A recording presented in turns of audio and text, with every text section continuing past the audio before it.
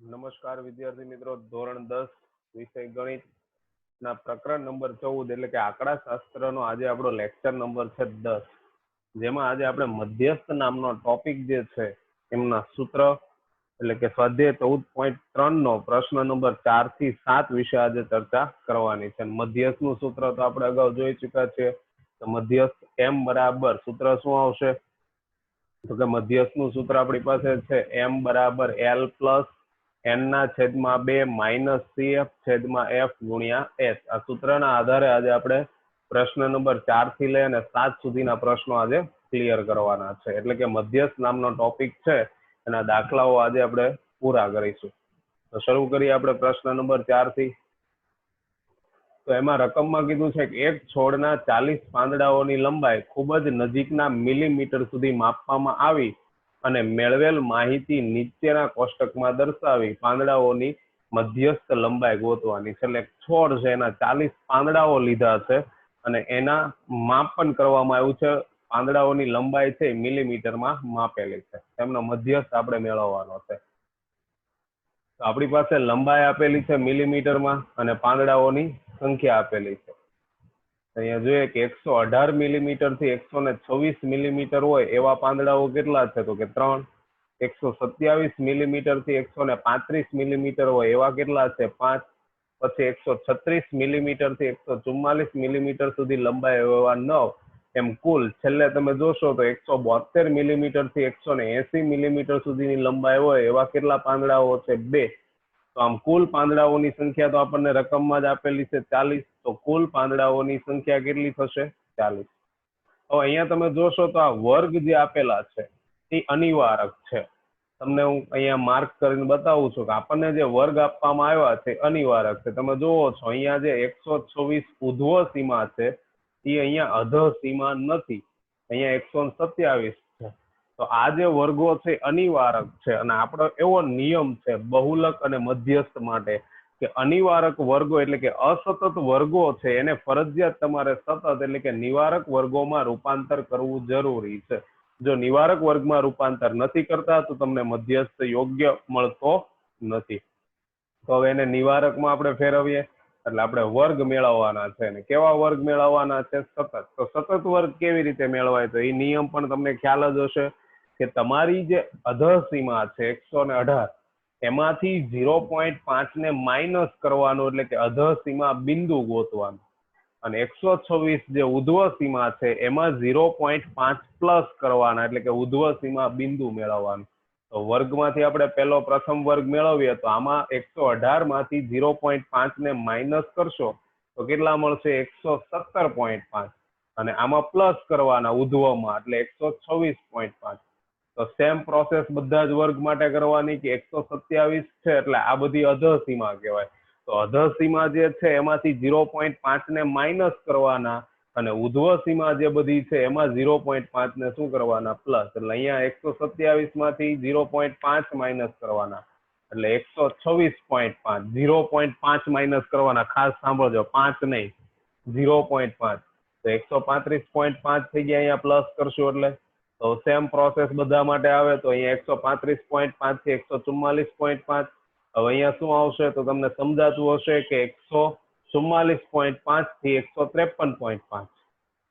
ત્યાર પછી 153.5 થી 162.5, 162.5 થી 171.5 ને 171.5 થી 180.5.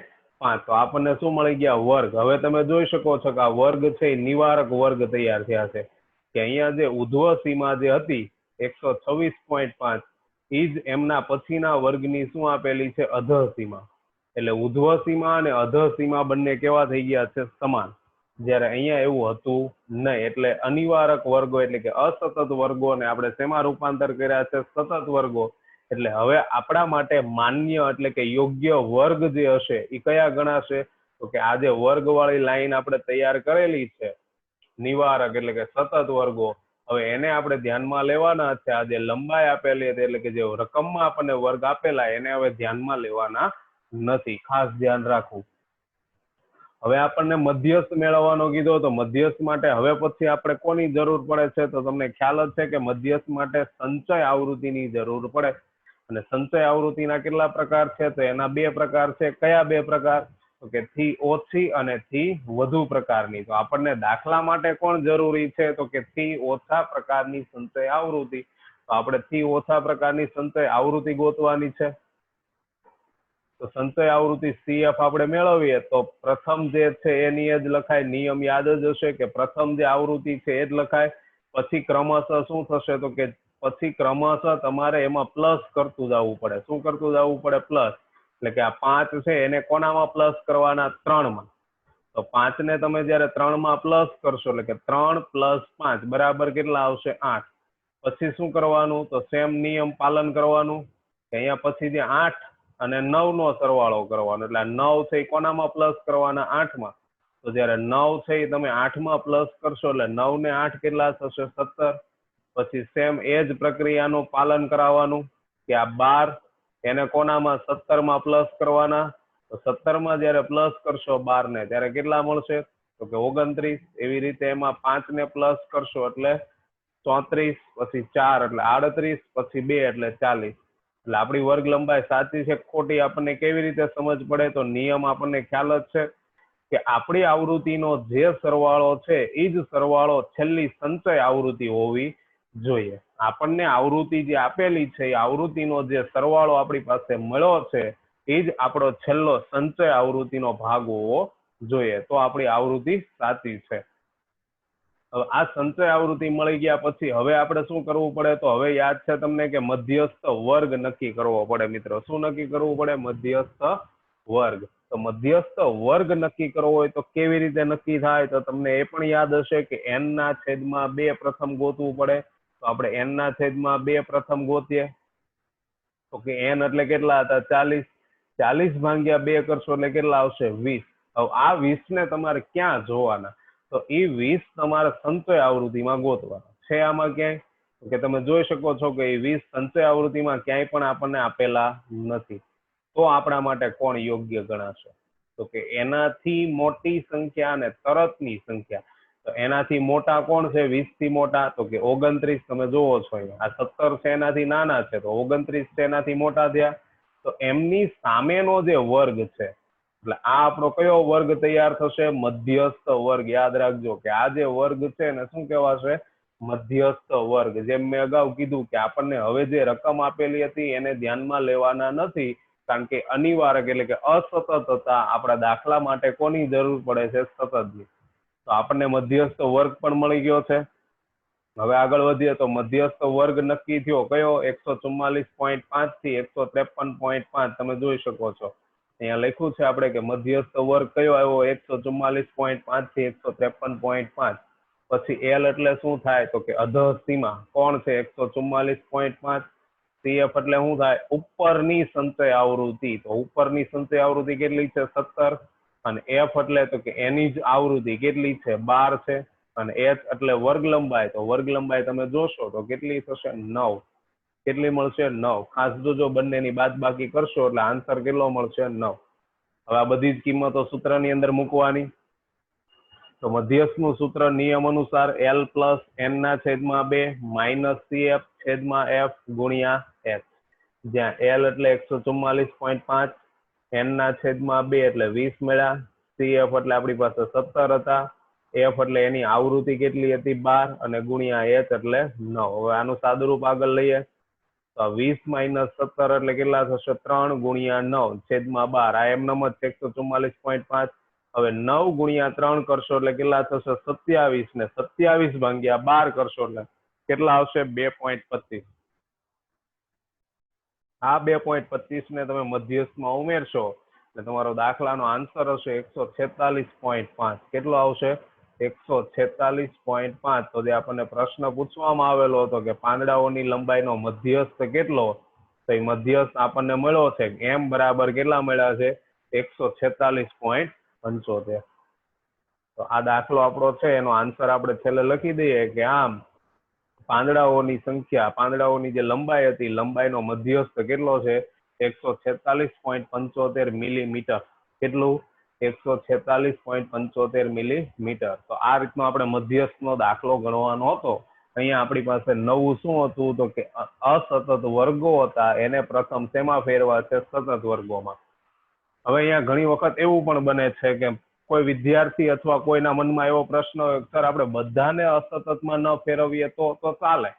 જરૂર નથી, પણ એટલું યાદ ખાસ રાખવાનું કે તમે જે મધ્યસ્થ વર્ગ નક્કી કરો છો, એટલે માની લો કે અહીંયા તમે આને કન્વર્ટ કરેલા નથી, તો 145 થી 153 નામનો જે વર્ગ મળે છે એને તમારે એકલાને ફરજિયાત અનિવારકમાં ફેરવવા, નિવારકમાં ફેરવવા જરૂરી છે. અનિવારકમાંથી શેમાં ફેરવવા? નિવારકમાં. એકલા વર્ગને જો ફેરવવો હોય તો, અથવા તો અન્યથા બધાને ફેરવી નાખો તો પણ કોઈ પ્રશ્ન છે નહીં.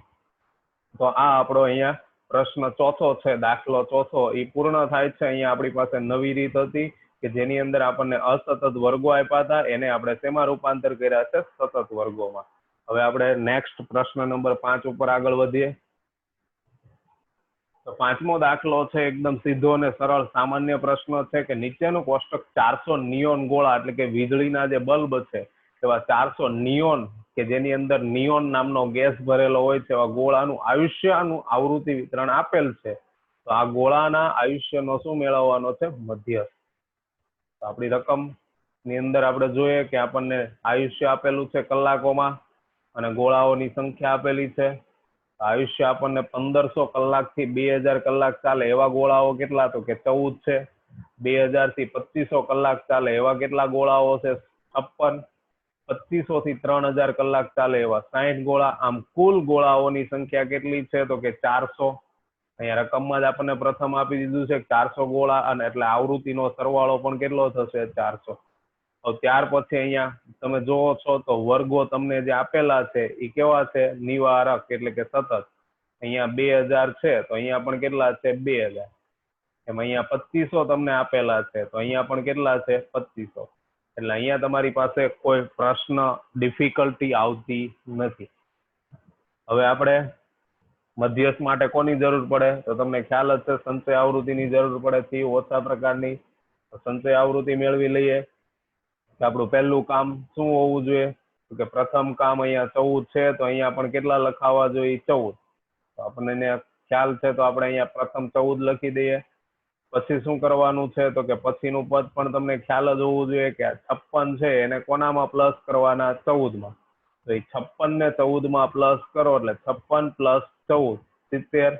પછી સેમ પ્રોસેસ કરતી જવાની આગળ કે આ જે ક્રમશઃ પછીની આવૃત્તિ છે ને સંચય આવૃત્તિમાં શું કરતું જવાનું? પ્લસ.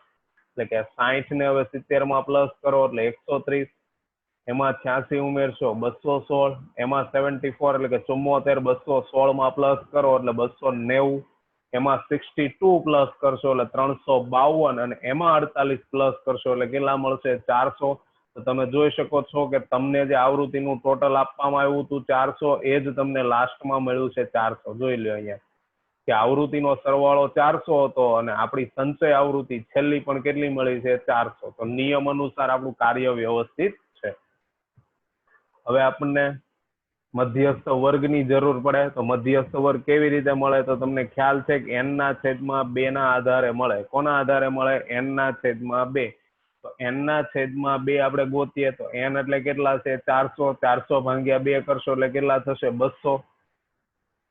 n/2 આપણને કેટલા મળ્યા? 200. હવે આપણે શું કરવાનું છે? આ 200 ને આપણે રકમની અંદર સંચય આવૃત્તિ જે કોષ્ટક બનાવ્યું છે એ સંચય આવૃત્તિમાં 200 ને ગોતવાના છે. તો તમે 200 ને એમાં ગોતશો તો તમને સંચય આવૃત્તિમાં 200 મળે છે નહીં.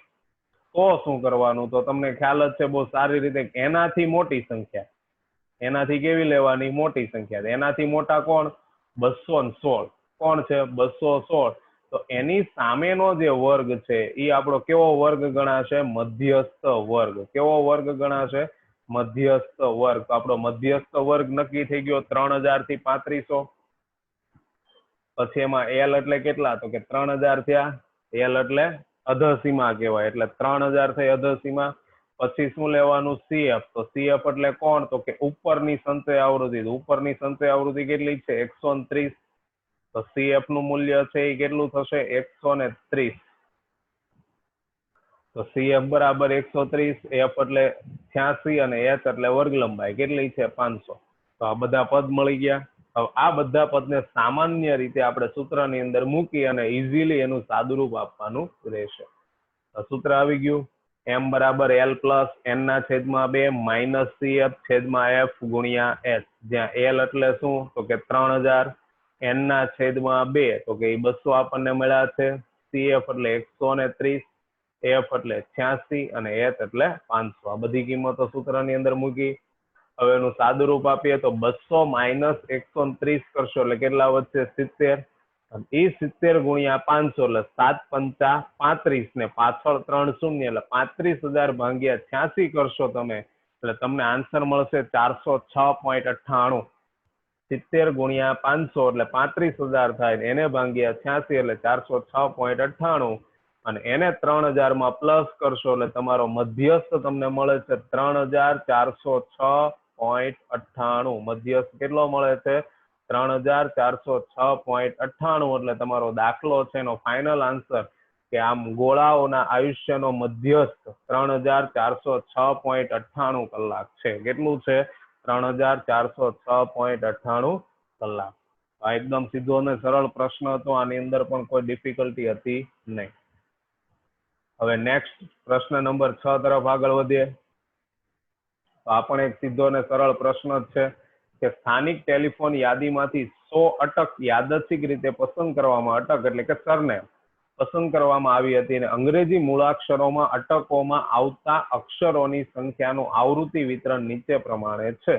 તો અટકોમાં આવતા અક્ષરોની સંખ્યાનો શું મેળવવાનો છે આપણે મધ્યસ્થ. તો અક્ષરોની સંખ્યા અને એમની બાજુમાં અટકોની સંખ્યા કે જેમાં 1 થી 4 અક્ષર હોય એવી અટક કેટલી હતી તો કે 6. 4 થી 7 આલ્ફાબેટ અક્ષર અંગ્રેજી યાદી છે એટલે આલ્ફાબેટ કહીએ તો પણ ચાલે, તો 4 થી 7 અક્ષરો હોય 30 અટકો હતી. 7 થી 10 એવા 40, 10 થી 13 માં 16, 13 થી 16 માં 4, 16 થી 19 માં પણ 4. તો કુલ કેટલી અટકો રકમની અંદર જ કહી દીધા છે 100, તો આનો સરવાળો પણ કેટલો થવો જોઈએ 100. તો અહીંયા પણ કોઈ પ્રશ્ન છે નહીં. પેલા તો વર્ગ જોઈ લેવાના, ખાસ સતત અને અસતત વાળી ક્રિયા પેલા જોઈ લેવાની. તો અહીંયા તમે જુઓ 4 4 7 7 10 10 13 13 16 16 એટલે બધા જ વર્ગો કેવા છે સતત, એટલે અહીંયા કોઈ પ્રશ્ન ઉદ્ભવતો નથી. હવે ત્યાર પછી શું મેળવવાનું હોય સંચય આવૃત્તિ. સંચય આવૃત્તિનો નિયમ પણ ખબર જ છે તમને કે પ્રથમ આપણે શું કરવાનું છે, અહીંયા 6 આપ્યા છે તો પ્રથમ આપણે 6 લખી દેવાના. અહીંયા તો આપણે પ્રથમ આપણી આવૃત્તિ સંચય આવૃત્તિ કઈ આવશે 6. પછી શું કરવાનું છે તો કે પછી તમારે આ 30 છે એને કોનામાં પ્લસ કરવાના છે 6 માં. તો એ 30 ને તમે 6 માં પ્લસ કરશો એટલે તમને ખબર પડી ગઈ આન્સર કેટલો આવશે તો કે 36 એટલે કે 36. એમાં પાછા 40 ને પ્લસ કરવાના એટલે 76 એટલે 76. એમાં 16 પ્લસ કરો એટલે 92, એમાં 4 પ્લસ કરો એટલે 96, એમાં 4 પ્લસ એટલે 100. તો જો આપણા નિયમ પ્રમાણે કે છેલ્લી સંચય આવૃત્તિ 100 હતી, તો અહીંયા પણ આપણી છેલ્લી આવૃત્તિનો ટોટલ પણ કેટલું હતું 100, એટલે બંને આપણને સમાન મળી ગયા છે. એટલે અહીંયા આપણી પાસે એવો કોઈ પ્રશ્ન ડિફિકલ્ટ ઉદ્ભવતી નથી, એટલે આપણે ઇઝીલી પ્રશ્નને સોલ્વ કરીએ છીએ. હવે તો આપણી પાસે બધા જ સંચય આવૃત્તિના પદ આવી ગયા. હવે આપણે શું કરવાનું તો કે મધ્યસ્થ વર્ગ નક્કી કરવાનો. તો મધ્યસ્થ વર્ગ કેવી રીતે નક્કી કરવો તો ખ્યાલ છે n ના છેદમાં 2 મેળવવું પડે. તો કે n ના છેદમાં 2 આપણે મેળવીએ તો n એટલે 100, 100 ભાગ્યા 2 કરશો એટલે 50. આ 50 ને આપણે સંચય આવૃત્તિમાં ગોતવાનો પ્રયત્ન કરીએ તો સંચય આવૃત્તિમાં ક્યાંય પણ 50 નથી. તમે જુઓ છો 6, 36, 76, 92, 96, 100, 50 નથી. તો એનાથી મોટા કોણ છે 76. તો એની સામેનો જે વર્ગ છે એ કયો વર્ગ કહેવાશે આપણો મધ્યસ્થ વર્ગ. કયો વર્ગ ગણાશે મધ્યસ્થ વર્ગ. તો આપણો મધ્યસ્થ વર્ગ આપણને મળી ગયો છે 7 થી 10. તો મધ્યસ્થ વર્ગ અહીંયા મેં લખી દીધો 7 થી 10. તો L એટલે અધસીમા 7, CF એટલે ઉપરની સંચય આવૃત્તિ કેટલી છે 36, F એટલે 40 અને H એટલે વર્ગ લંબાઈ છે. 10 માંથી 7 ને માઇનસ કરો એટલે 3. હવે બધી કિંમતો પાછી સૂત્રની અંદર મૂકવાની. તો આપણું સૂત્ર છે m બરાબર L પ્લસ n ના છેદમાં 2 માઇનસ CF છેદમાં F ગુણ્યા H, જ્યાં L એટલે 7, n ના છેદમાં 2 50, CF એટલે ઉપરની સંચય આવૃત્તિ 36 હતી, F એટલે એની જ આવૃત્તિ 40 છે અને H એટલે 3. 50 માઇનસ 36 કરશો એટલે 14, 14 તેરી 42, 42 ભાગ્યા તમારે કેટલા કરવાના 40, એટલે તમારો આન્સર આવશે 1.05 અને એને 7 માં પ્લસ કરશો એટલે તમારા દાખલાનો તમને ફાઇનલ આન્સર મળી જશે 8.05. તો આપણને રકમની અંદર જે મધ્યસ્થ માંગેલો હતો કે અટકોમાં આવતા અક્ષરોની સંખ્યાનો મધ્યસ્થ મેળવો, તો એ મધ્યસ્થ આપણને કેટલો મળ્યો છે 8.05. તો આમ જે આપણને અટકો આપવામાં આવી છે, અટકોમાં અક્ષરોની સંખ્યાનો મધ્યસ્થ કેટલો છે 8.05. તો આ પ્રશ્નની અંદર પણ કઈ નવું હતું નહીં. સામાન્ય રીતે જ પ્રશ્ન જે ગણ્યો અગાઉ એ જ પ્રમાણે ગણવાનો હતો. હવે આગળ નેક્સ્ટ 7મા પ્રશ્ન તરફ આગળ વધીએ. તો 7મા પ્રશ્નની રકમ કીધી છે કે નીચેનું વિતરણ એક ધોરણના 30 વિદ્યાર્થીઓના વજન આપે છે, તો વિદ્યાર્થીઓના વજનનો મધ્યસ્થ મેળવો. તો વિદ્યાર્થીઓના વજનનો મધ્યસ્થ મેળવવાનો. કેટલા વિદ્યાર્થીઓ કીધા છે રકમની અંદર? તો કે 30 વિદ્યાર્થીઓ. તો કોષ્ટકની અંદર જોઈએ વજન આપેલું છે કિલોગ્રામમાં અને વિદ્યાર્થીઓની સંખ્યા વજન છે 40 થી 45 કિલોગ્રામ હોય એવા કેટલા વિદ્યાર્થી? 2. 45 થી 50 માં 3, 50 થી 55 8, 55 થી 60 6, 60 થી 65 માં 6, 65 થી 70 માં 3, 70 થી 75 માં 2. આમ કુલ કેટલા વિદ્યાર્થીઓ છે? 30. તો અહીંયા તમે જોશો તો તમારી પાસે પ્રથમ તો આપણે વર્ગ કેવા છે એ જ જોઈ લેવાના. 45 તો 45, 50 તો 50, એટલે વર્ગો કેવા છે? બધા સતત. એટલે એક કામ ઓછું આપણું કે વર્ગ બધા સતત, એટલે કોઈ પ્રશ્ન અહીંયા બીજો ઉદ્ભવે નહીં. હવે થી ઓછા પ્રકારની સંચય આવૃત્તિ ગોતવાની છે. તો થી ઓછા પ્રકારની સંચય આવૃત્તિનો આપણો પહેલો નિયમ શું આવે? તો કે પ્રથમ નિયમની અંદર આપણને ખ્યાલ છે કે જે વર્ગ આપેલો છે, પ્રથમ આવૃત્તિ જે છે એની એ જ આવૃત્તિ લખાશે. એટલે પ્રથમ આપણે કેટલા લખવાના છે? 2. તો અહીંયા 2 લખી દઈએ. પછી 3 માં 2 પ્લસ કરવાના. 3 માં શું કરવાનું? 2 પ્લસ. એટલે કે આ 3 છે એને 2 માં પ્લસ કરો તો 3 ને 2 કેટલા થશે? 5. 3 માં 2 પ્લસ કરીએ એટલે 5. પછી એમાં 8 પ્લસ કરો એટલે 13. એમાં 6 પ્લસ કરશો એટલે 19. ફરી પાછા 19 માં કેટલા પ્લસ કરવાના? 6. એટલે 19 ને 6 25. એમાં 3 એટલે 28 ને એમાં 2 એટલે 30. તો તમે જોઈ શકો છો કે જે નિયમ છે કે છેલ્લી આવૃત્તિ સંચય આવૃત્તિ 30 હતી, તો આપણી આવૃત્તિનો કુલ સરવાળો પણ કેટલો છે? 30. એટલે બંને ક્રિયા સમાન થઈ ગઈ. હવે આપણે શું નક્કી કરવાનું? તો કે મધ્યસ્થ વર્ગ. એટલે આ પ્રશ્નને પણ આપણે સામાન્ય પ્રશ્નની જેમ જ ગણી નાખવાનો છે. તો મધ્યસ્થ વર્ગ કેટલો છે?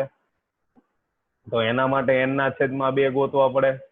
તો n ના છેદમાં 2 એટલે 30 ભાગ્યા 2. n એટલે આવૃત્તિનો સરવાળો કેટલી છે? 30. 30 ભાગ્યા 2 એટલે કેટલા? 15. આમાં તમે જોશો તો 15 તો નથી, પણ 15 થી મોટી સંખ્યા તો તમારી પાસે છે. કે 15 થી મોટી સંખ્યા તમે જોશો તો તમને કેટલા આપેલા છે? 15 થી મોટા 19. 15 થી મોટા કેટલા છે? 19. તો 19 ની સામેનો જે વર્ગ છે એ શું થશે? મધ્યસ્થ વર્ગ. શું થશે? મધ્યસ્થ વર્ગ. અને એની ઉપર જે આપેલી છે એ સંચય આવૃત્તિ CF થશે. એ શું થશે? CF. તો આપણો મધ્યસ્થ વર્ગ આપણને મળી ગયો 55 થી 60. L એટલે અધસીમા 55. CF એટલે ઉપરની સંચય આવૃત્તિ કેટલી છે? 13. F એટલે હવે F મેળવવાનો. તો F એટલે કેટલા થશે? 6, કારણ કે એની જ આવૃત્તિ લેવાની હોય છે. અને H એટલે વર્ગ લંબાઈ 5. બધા પદો મળી ગયા. હવે આને સામાન્ય સૂત્ર આપણું છે એની અંદર મૂકી દઈએ કે L એટલે 55, n ના છેદમાં 2 એટલે 15 છે. CF એટલે 13, F એટલે 6 અને H એટલે 5. 15 માઇનસ 13 કરશો એટલે 2 ગુણ્યા 5. 2 પંચા 10, 10 ભાગ્યા 6 કરશો એટલે કેટલા આવશે? 1.67.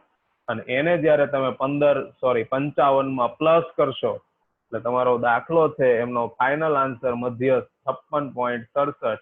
એટલે તમારી પાસે જે પ્રશ્ન હતો કે વિદ્યાર્થીઓના વજનનો મધ્યસ્થ આપણે મેળવવો છે, તે વિદ્યાર્થીઓના વજનનો મધ્યસ્થ કેટલો મળ્યો છે? 56.67. તો છેલ્લે જવાબ લખવાનું ભૂલાય નહીં. કે આમ કોઈ એક ધોરણના વિદ્યાર્થીઓના વજનનો મધ્યસ્થ 56.67 કિલોગ્રામ છે. કેટલો છે? 56.67 કિલોગ્રામ. તો આ આપણા મધ્યસ્થના આપણે અત્યાર સુધીના બધા જ પ્રશ્નો જોયા છે. અનિવાર્ય વર્ગો વાળા જોયા, ખૂટતી આવૃત્તિ વાળા પ્રશ્નો જોયા અને સામાન્ય પ્રશ્નોની પણ ગણતરી આપણે કરી ચૂક્યા છે. તો મધ્યસ્થની અંદર બધા જ પ્રકારના પ્રશ્નોનું આપણે નિયમો અનુસાર કાર્ય કરી લીધું છે. તો અહીંયા મધ્યસ્થમાં દાખલાઓની ચર્ચા પૂરી થાય છે. હવે પછીના ટોપિકની અંદર એટલે નેક્સ્ટ લેક્ચરની અંદર આપણે આલેખ વિશે ચર્ચા કરવાની છે. એટલે કે જે શરૂઆત આપણે સંચય આવૃત્તિમાં વાત કરી હતી કે થી ઓછા અને થી વધુ પ્રકારના સંચય આવૃત્તિના વક્ર એટલે કે ઓજાય એટલે કે ઓજીવ, જેને ઘણા બધા નામ તરીકે ઓળખાય છે. ઓજાય કહેવામાં આવે, ઓજીવ કહેવામાં આવે, સંચય આવૃત્તિ વક્ર કહેવામાં આવે, જેનો અભ્યાસ આપણે નેક્સ્ટ લેક્ચરની અંદર કરવાનો છે. તો આભાર મિત્રો. જો તમે ચેનલને સબસ્ક્રાઇબ ન કરી હોય તો સૌપ્રથમ ચેનલને સબસ્ક્રાઇબ કરો, લાઈક કરો, વિડીયો વધુ ને વધુ શેર કરો અને બેલ આઇકોન પર ક્લિક કરો. જય શ્રી કૃષ્ણ.